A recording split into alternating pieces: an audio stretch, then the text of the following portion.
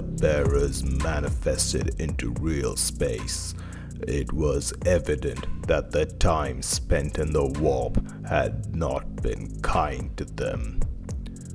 Some had been driven insane from what felt like countless eons in the immaterium, others by demonic possession, while for some others it was merely the blink of an eye since the conflicts of the Horus Heresy.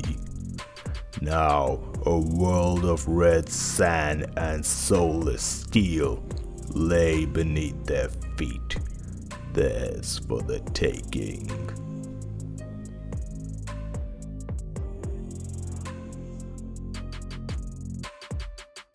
When Grashvek, the master of possession, saw the icons of the Emperor, his blood boiled with rage. Together with the Demon Prince Ulghor and the possessed under his command, he would transform this world into a twisted image of the dark gods. Even the metal around him would submit to the will of the true gods of the universe, as his terminator bodyguard would march upon it to quell any who would resist.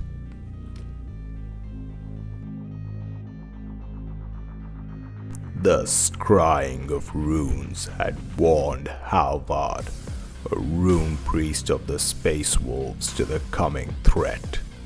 He did not know when, but he knew a storm was coming, and that they had to be prepared. With a large force of Space Wolves assembled by the Wolf Priest Torvald, the howls of the Fenrisian and Thunderwolves alike was all he needed to unleash the Sons of Rust on the Crimson Heretics. The two priests stood on the red sand, ready to face the flood of the Crimson Abominations, along with their contingent of wolves, dreadnoughts, and Wolfguard.